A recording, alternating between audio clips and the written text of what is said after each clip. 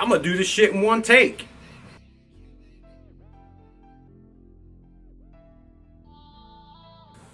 One of my most viewed videos was the one that I initially talked about my spinal fusion, so I thought I would give you guys 5 things that I think those that are either going to have a spinal fusion or those that have had a spinal fusion should know if they want to continue to lift weights or power lift or do whatever, anything physical really.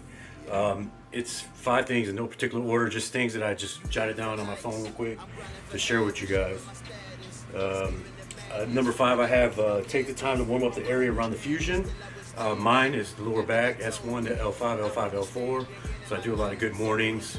Sometimes I'll just up and down, body weight squats, anything to get the blood going. Sometimes I even might ride my bike or do just step for 10 minutes. It's real important to get that area warmed up. Number 4, I have bracing is life. And what I like to tell people and what other people have told me, learning when going through this journey of powerlifting and stuff like that, is just a good belt is worth every penny you can get. Find a belt that works for you, find a belt that fits the right way, and learn to brace correctly, because that's what's going to protect everything. That's what's going to keep everything tight. And that's going to be like your centerpiece. That's where all your G is going to come from. Chi, I don't fucking know. But anyway, just get a belt. Bracing is life. Don't be wearing that shit loose. You fuck yourself up. So you will always be in some sort of pain, but it can be managed. This is one thing that I wish I wasn't in the military, because I'm limited on what I can take for pain. We can't take CBD oils. We can't do anything with THC basically and stuff like that. Now when I retire in the next 2 years, that'd be completely different. But currently right now I kind of manage it with opioids. But with that's just gonna get you fucking high, and it's meant to make you forget that you're in pain. It's not gonna treat the actual pain itself. Now, as far as pain management, or not pain management, it's my pain threshold, or how would I put this? I'm in pain the most in the morning. Of course, getting out of bed, everything's stiff, and initially right when I lay down to go into bed, just stretching that all out. I kind of sleep with my legs inverted to kind of take some of that pressure off, especially if your bed is kind of old and it sags. I like to sleep with elevated feet to take that pressure off the lower back. Sometimes throughout the day I can never get comfortable, and that's the crazy thing about it is, like, I have a nice couch, a nice recliner couch, but I'm constantly shifting. So I'll either stand up for a little bit, and I'll sit down, I'll stand up, sit down. But every once in a while I can find just that right position, and I can make it through a movie without having to fidget too much about it. So, just know that you will be in pain, but it'll be a different kind of pain.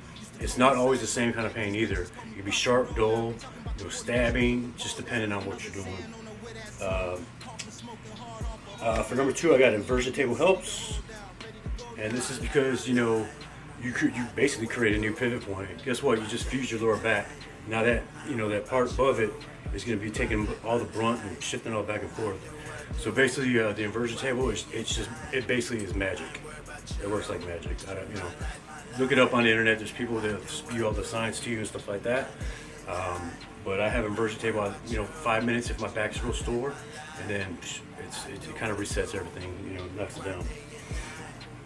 And the number one thing, probably the most important thing that even most doctors don't even understand, but remember, lifting is a controlled movement, so don't be afraid to do it. You're more likely to hurt yourself, or I have hurt myself in the past, picking up one of my son's toys, doing something around the house. As long as you're doing the proper movement, you're in the proper positioning for the movement and stuff like that, you should be good to go. Another thing I like to tell people is just know your limitations. If you feel something tweak and it don't feel right, or it feels like a new pain, just stop. Just stop right there. You don't have to continue, working through it. Come back and lift another day. A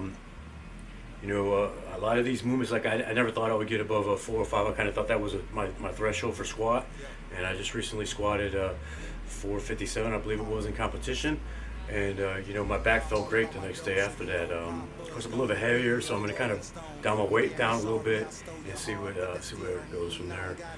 But if you have any questions about spinal fusions, just go ahead and hit me up. I'll answer the best I can. I don't like to get all into science and shit like that, because there's plenty of people out there to talk about it and just Google it. I'm more about just bullshitting my way through it and just sharing information with you and trying to make it funny of some sort. Having a spinal fusion sucks, but you can't be fit. You can't be physical. You might not be able to run and do anything to consistently pounding in that area, like that. But you can lift weights and you have a good time while you're doing it. So if you got any questions, hit me up. By the way, I have social anxiety. That's when my eyes move back and forth. It's just twitching. My friend Jose did that for me.